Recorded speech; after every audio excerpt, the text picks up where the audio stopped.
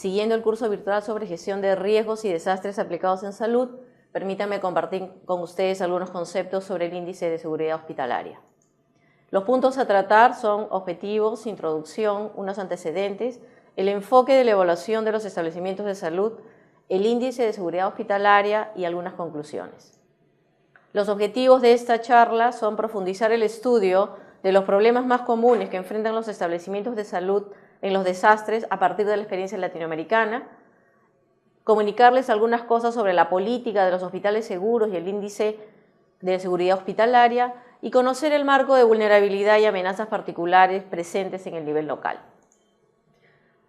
Como ustedes saben, nosotros en América Latina vivimos en una zona de alto riesgo.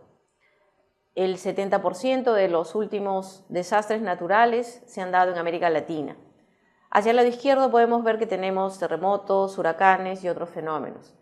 En el caso peruano, desde el 1970, el gran terremoto que hubo en Ancash, en la ciudad de Huaraz, el terremoto del año 2007 en Pisco, hasta otros fenómenos como el Perú, el Niño costero que tuvo el fenómeno del Niño. Todas estas situaciones de fenómenos naturales tienen consecuencias y tenemos que saber de sus consecuencias y la manera de mitigar las mismas. Tomemos en consideración un ejemplo rápido, el terremoto de México en el año 85, podemos ver en esta foto el colapso de los edificios, pero miremos acá el colapso del Hospital Juárez. Se perdieron 536 camas y la vida de 561 personas durante el terremoto de México. En el caso peruano, el 15 de agosto del 2007, la región Ica perdió más del 60% de las camas hospitalarias, mientras que solo en la ciudad de Pisco se perdió el 90% de las camas y se produjo un colapso de 2 hospitales de la provincia. Entonces, ¿cuál es la situación de los servicios de salud? Aproximadamente un 50% de los 15.000 hospitales existentes en América Latina y el Caribe están ubicados en zonas de alto riesgo. Los últimos y medianos grandes eventos naturales han afectado sensiblemente a la red de servicios de salud. Los daños acumulados en los establecimientos de salud, producto de los desastres en 15 años en la región de América Latina y el Caribe, habrían ascendido a 4.000 millones de dólares. Entonces, ¿qué efectos de los desastres ocurren en los servicios de salud? En primer lugar, el incremento de la demanda de atención en los establecimientos de salud, los daños en los elementos estructurales y no estructurales de los locales de salud, la pérdida de equipos, medicamentos y materiales médicos, la afectación física y psicológica del personal, pacientes y visitantes. Asimismo, una alteración de las comunicaciones, ocurre un colapso funcional del servicio, una aglomeración de familiares y allegados de las víctimas en los servicios de emergencia, la interrupción de los programas de salud y posiblemente un incremento del número de cadáveres en instalaciones hospitalarias. Aquí les puedo mostrar de manera rápida algunos daños en establecimientos de salud en diferentes terremotos, huracanes que han habido en América Latina. Solo para tomar en consideración que el terremoto de agosto del 2007 en la ciudad de Pisco dejó daños en 84 establecimientos de salud y más del 90% de los establecimientos en la ciudad de Pisco. Entonces, ¿por qué los hospitales son especialmente vulnerables a los desastres? Porque su tasa de ocupación es constante, 24 horas diarias durante todo el año. Un hospital es muy difícil de evacuar un caso en una emergencia. La supervivencia de algunos pacientes depende del correcto funcionamiento de los equipos y de la continuidad de los servicios básicos. En emergencias y desastres, las instalaciones médicas son esenciales y deben seguir funcionando con posterioridad a un desastre. Y dependen altamente de los servicios públicos, los cuales generalmente se ven interrumpidos a causa de los desastres. Permítanme mostrarles unos antecedentes de los hospitales seguros en las Américas, una iniciativa que comenzó en el año 2004. En el año 2004, el Consejo Directivo de la OPS, en septiembre del 2004, exhorta a los países miembros de las Naciones Unidas de la OPS que adopten el lema Hospitales Seguros frente a desastres como una política nacional de reducción de riesgos. Eso significa que implanten medidas adecuadas para mitigar y reforzar los establecimientos de salud existentes, especialmente los que brindan atención primaria. En el año 2007, como ustedes bien lo saben, el Hospital Regional de Ica sufrió un colapso enorme y el hospital de Pisco. Y ya desde ahí el país ya estaba comenzando a pensar y poner en agenda de lo que se requería de la inversión en hospitales para incorporar la protección a los desastres en los establecimientos de salud. En el año 2009 en el país tenemos un gran avance porque el Instituto Nacional de Defensa Civil, para evaluar las condiciones de seguridad en la operación de los establecimientos de salud, saca y publica las inspecciones técnicas de seguridad de defensa civil en el sector salud. En el año 2010, el Consejo Directivo de las Naciones Unidas lanza la iniciativa que se conoce como el Plan de Acción de los Hospitales Seguros. En el 2011, un avance en el país de Política Nacional de Hospitales Seguros frente a los desastres es publicada por el Ministerio de Salud con el propósito de reducir el riesgo de desastre en los establecimientos de salud para garantizar el funcionamiento con el máximo de capacidad instalada y en su misma infraestructura durante y después de un evento adverso. En el año 2015, como todos ustedes saben, se dio la Conferencia Mundial de Naciones Unidas sobre la reducción del riesgo de desastres en la ciudad de Sendai, Japón, y nos muestra 4 grandes componentes que todos los países deben tener en consideración. Comprender el riesgo del desastre, fortalecer la gobernanza para gestionar el desastre, invertir en la rehabilitación de riesgo de desastres para que seamos un país resiliente y aumentar la preparación para desastres a fin de dar una respuesta eficaz y reconstruir mejor. ¿Esto qué significa? Significa que en un inicio vamos a pasar de la evaluación de la vulnerabilidad de los establecimientos de salud a la seguridad de los establecimientos de salud en caso de desastre. ¿Esto qué significa? Que el enfoque de la evaluación de los establecimientos de salud han estado asignados en el esfuerzo de los países que se orientaron a evaluar la vulnerabilidad estructural, todo lo que tiene que ser planta física, lo no estructural, lo organizativo y lo administrativo de las edificaciones existentes de salud para determinar las medidas necesarias para mitigar el efecto de los eventos naturales. Como ustedes pueden ver en la fotografía del lado izquierdo, pueden apreciar el reforzamiento de un hospital, ¿no?, con esa X, ¿no?, pero también asimismo tenemos una serie de documentos como la guía para la reducción de la vulnerabilidad en el diseño de nuevos establecimientos de salud impresa o publicada por la Organización Panamericana de la Salud, asimismo como los fundamentos para mitigar los desastres en los establecimientos de salud. Entonces, si pasamos de la evaluación de la vulnerabilidad de los establecimientos de salud a la seguridad de los establecimientos de salud, ¿eso qué significa? ¿Qué estrategia significa llevar adelante? Significa llevar la estrategia de los hospitales seguros. ¿Qué es un hospital seguro ante desastres? Es un establecimiento de salud cuyos servicios permanecen accesibles y funcionando a su máxima capacidad instalada y en su misma infraestructura inmediatamente después de un fenómeno destructivo de origen natural. ¿Qué condiciones debe tener un hospital seguro? En primer lugar, brindar protección de la vida del personal, de los pacientes y de los visitantes. Lo segundo, tiene que brindar protección de la inversión de los equipos, mobiliario y materiales que están en el establecimiento de salud. Y en tercer lugar, tiene que brindar protección de la función de mantener o mejorar su producción de servicios de salud como parte de la red de servicios a la que pertenece. ¿Eso qué significa? Significa que la evaluación está enfocada en que el hospital sea seguro. Es decir, se valoran los componentes estructurales y no estructurales y la capacidad funcional de un establecimiento de salud para determinar si sus servicios permanecen accesibles y funcionando a máxima capacidad instalada y en su misma infraestructura inmediatamente después de un fenómeno destructivo de origen natural. Entonces, ¿cuál es la relación entre el análisis de vulnerabilidad y el índice de seguridad hospitalaria? Es una relación de complementariedad. ya que el índice de seguridad hospitalaria es una herramienta, como una lista de verificación, y que es parte del análisis de vulnerabilidad. El índice de seguridad hospitalaria no sustituye al estudio de vulnerabilidad específico para un establecimiento de salud. Entonces, la evaluación debe determinar si la edificación del establecimiento de salud tiene, en primer lugar, medidas de protección de los ocupantes, es decir, elementos estructurales arquitectónicos. Lo segundo, medidas de protección de la inversión del contenido de la edificación, equipos, mobiliario e insumos médicos.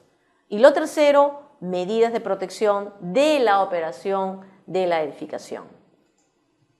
Entonces, ¿cuáles son los requisitos necesarios para avanzar en hospitales seguros? En primer lugar, revisar las normas de seguridad antisísmica de los elementos no estructurales. En segundo lugar, desarrollar los criterios y estándares para establecimientos de salud seguros a ser incorporados en los proyectos de inversión y la certificación o acreditación de establecimientos de salud. En promover la inspección técnica de seguridad de defensa civil, lo que se conoce como el ITSE, en los establecimientos de salud. Formar y acreditar a evaluadores en el sector salud. Y, por supuesto, generar evidencia sobre la calidad y efectividad de la intervención de la rehabilitación del riesgo de desastres en los hospitales. Entonces, ¿cómo hemos ido avanzando a nivel de América Latina, inclusive en el país? Existe una iniciativa regional de hospitales seguros llamada Índice de Seguridad Hospitalaria, que comenzó y se promovió en la 27ª Conferencia Sanitaria Panamericana en octubre del 2007, y posteriormente hubo una mesa de redonda sobre hospitales seguros, una meta a nuestro alcance, en el año 2009. Y aquí les quiero mostrar cuáles son estos avances.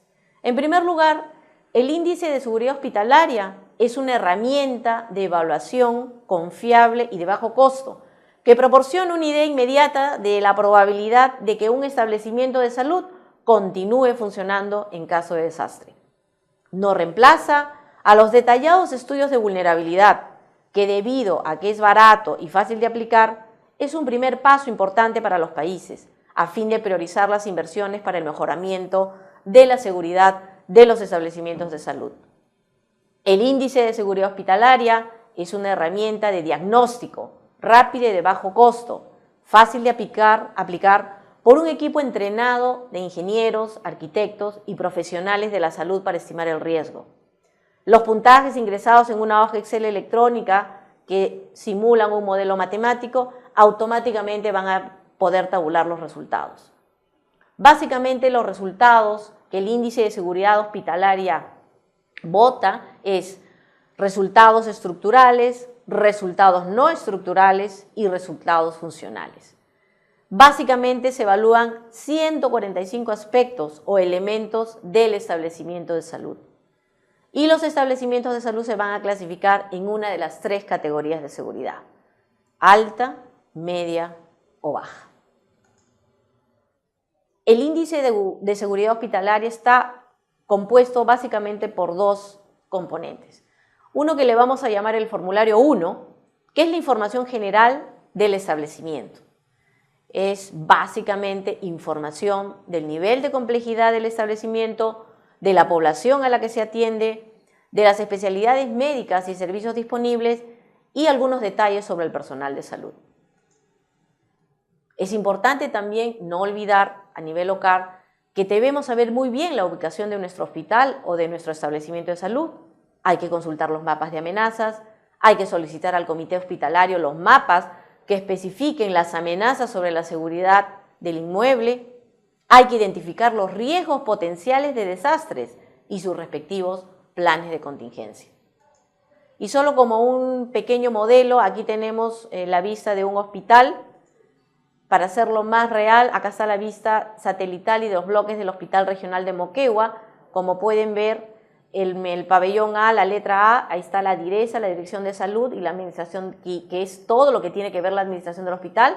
El pabellón B, la Administración, Consulta Externa, Rayos X y Farmacia. El pabellón C, que tiene que ver con la hospitalización y la unidad de cuidado intensivo. el pabellón de pediatría, el pabellón E, la sala de operaciones y emergencia, el pabellón F, servicios generales, y el pabellón H, el tanque de agua. Es decir, mínimo tenemos que considerar estos componentes a la hora de hacer nuestro análisis de vulnerabilidad e índice de seguridad hospitalaria. Asimismo, también tenemos que vigilar los fenómenos geológicos. Debemos indicar en esta lista de verificación si no existe una amenaza de sismos, erupciones volcánicas, deslizamientos o tsunamis. Otro de los fenómenos que debemos de vigilar son aquellos hidrometeorológicos, que si existen o no, según la lista de chequeo, o son una amenaza.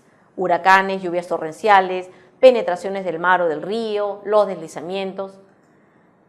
Así también los fenómenos sociales, ¿no? Como que pueden ser una amenaza, como concentraciones de población, personas desplazadas, migrantes, que son fenómenos sociales que se pueden dar en un desastre. Los fenómenos sanitario-ecológicos. Debemos indicar en esa lista de chequeos si no existe la amenaza de epidemias, de contaminación de sistemas, plagas, etc. Así también no debemos olvidarnos de los fenómenos químico-tecnológicos que pueden ser una amenaza, las explosiones, los incendios y la fuga de materiales peligrosos. Y finalmente, las propiedades geotérmicas del suelo. Debemos indicar si existe o no amenaza de licuefacción, si el suelo es arcilloso o si el talud es inestable en el establecimiento de salud. Entonces, el índice de seguridad hospitalaria tiene un segundo componente, el formulario 2, que es la lista de verificación de los hospitales seguros. Este formulario es usado por un equipo de evaluadores entrenado, quienes verifican el nivel de seguridad en 145 aspectos o ítems o elementos del establecimiento de salud de manera detallada. Existe una guía del evaluador, que es una herramienta principal de capacitación que está desarrollada para brindar orientación y estandarizar los criterios de evaluación de los establecimientos de salud, tanto en un contexto individual como en relación a la red de servicios de salud que brinda. Esta guía de evaluador tiene la característica que es utilizada por un equipo multidisciplinario de evaluadores que va a incluir ingenieros, arquitectos, médicos, enfermeras, técnicos y otros que hayan recibido entrenamiento previo. En esta guía de evaluador se explica la metodología y las bases conceptuales del índice de seguridad hospitalaria y también explica cómo calcular e interpretar los resultados. Este índice, a través de un modelo matemático, nos puede mostrar los niveles de seguridad asignados a cada componente de verificación. Estos se van a registrar en una hoja electrónica de Excel que utiliza ciertas fórmulas que se calculan automáticamente un valor numérico para cada uno de los 145 componentes evaluados, ubicándolos dentro de una de las 3 categorías de seguridad: alta, media o baja. En conclusión, ¿qué les puedo decir? En primer lugar, que debe ser como política para todo de Estado y política para todos los establecimientos, que debemos de incorporar la gestión del riesgo de desastres en salud y los hospitales seguros ante desastres en los planes estratégicos y operativos. En segundo lugar, es pertinente realizar diagnósticos a través del índice de seguridad hospitalaria y estudios de vulnerabilidad para tener planes de intervención a ser financiados. En tercer lugar, se debe de realizar intervenciones estructurales, es decir, mejoramiento de la estructura, y también no estructurales, lo que está dentro de la estructura. Tiene que estar bien colocado, previendo accidentes y previendo que mantenga su capacidad operativa en el caso de un desastre. En cuarto lugar, debemos de fortalecer el componente funcional de los hospitales. No basta que no se caiga, no basta que permanezca el mobiliario vital de la línea vital para salvar vidas. Tiene que funcionar, seguir funcionando para salvar vidas. Y finalmente, debe de haber un monitoreo de las intervenciones que se realizan en los hospitales. Solo de esa manera podremos estar preparados para enfrentar de manera óptima y efectiva cualquier desastre natural que puede ocurrirnos en el lugar que nos desempeñemos como médicos. Muchas gracias por su especial atención.